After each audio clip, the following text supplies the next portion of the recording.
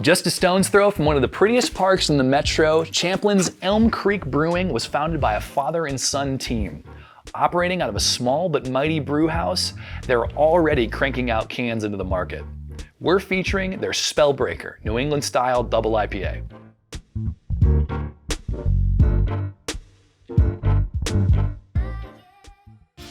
Great music lives here. We are committed to amplifying Minnesota music to keep it independent and influential. Get closer to Minnesota music with The Local Show and The Duluth Local Show, Sunday nights on The Current. Owning this building with my dad and the tap room with my dad, bringing on my brother to help in the back of house as assistant brewer, it means a lot to me. I had been on the road for a long time before this started. So actually getting to spend some time with my family and my brother specifically and my dad a lot has brought us a lot closer, which is pretty awesome to me. When we got into the building in it was late February, early March, it was an old Ruby Tuesdays building and it still had all the kitchen equipment, and it turns out that entire building had froze out and all the pipes were frozen. The first day I got in here, I flipped on the water and all of a sudden I could just hear the water pouring out of all the ceiling tiles and everything. So we had an absolute task on our hands when it came to like cleaning everything up and repairs. Some of the changes that we made, I personally drove down, over to Michigan to go pick up a bunch of reclaimed bowling alley wood. And then we actually ended up making the whole bar top out of the pin deck lanes. We also made various tables, some high tops, and we have some low tops out in the dining room area. Our chalkboards that we put up on the walls, they're all from 1905, and I drove down to St. Louis to pick those up. We were just kind of trying to focus on maybe not doing everything the easy way and really adding some kind of history to the tap room along with updating it as well.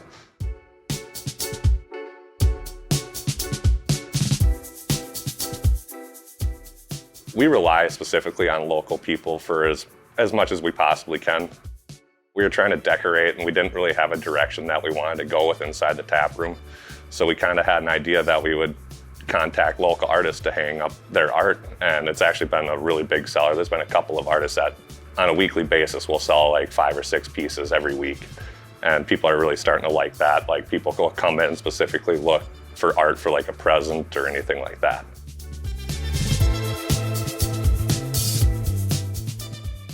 It seems like more and more people are coming to North Metro looking for craft beer, and they're really starting to get with some of the more crazy stuff, the New England IPAs, the super fruited sours, all that. And so we've been really happy with the turnout and the people that are starting to kind of open up to craft beer in the North Metro.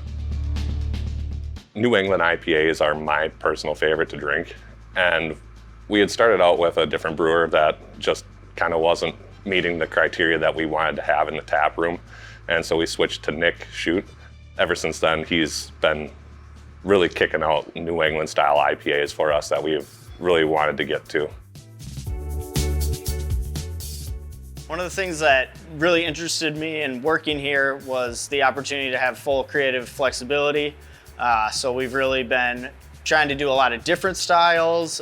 You know, I'm kind of trying to experiment more with some of the styles that I'm really comfortable making and branch them off into something a little more exciting. One thing we've been doing here that I've never done before is really pushing our fruit amounts that we've been doing in our kettle sours, basically doubling the amounts that I had done before. Another thing that I am kind of working on and trying to incorporate into our lineup is some more traditional styles. So we've got a German Helles that we've been doing. I've got a new Belgian wit beer that's gonna come on in a couple weeks, as well as an English extra special bitter that we're gonna bring on as well. So get some change up and some traditional styles in the lineup as well. In Dabbler in a Box Season 5, you'll find our Spellbreaker Double IPA. It's a New England style IPA. It is brewed with some 2-row base malt, malted white wheat, and flaked wheat. and then hopped with Azacca hops in the Whirlpool and dry hopped with Citra and Azacca hops.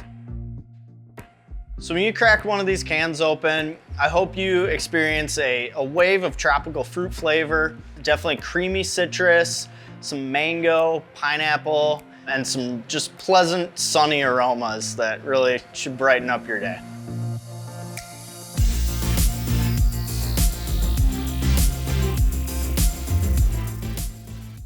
One of the things we tried to focus on was kind of giving back, and we wanted to pick like a charity kind of local to us, and we settled on Elm Creek Single Track, and we named a beer after their single track, which is called Grisland.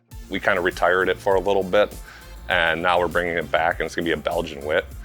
Every quarter, like a percentage of the purchases from that beer go back to the Minnesota off-road cyclists to maintain the Elm Creek Single Track right across the road.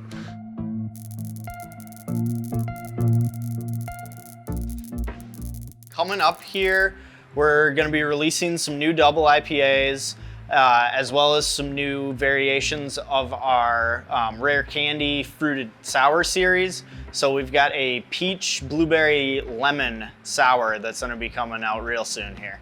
Something to look forward to this spring and this summer is our 1-year anniversary, which is also going to fall on, like, it's going to be a summer solstice type deal.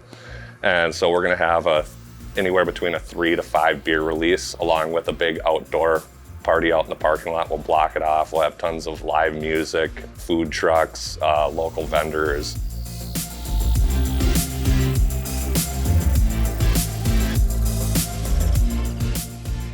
All right, guys, I appreciate you guys taking the time to sit down and watch this video and kind of learn a little bit about Elm Creek. And I hope you guys enjoy the Spellbreaker New England Double IPA and the Dabbler Box Season 5. Cheers. Cheers.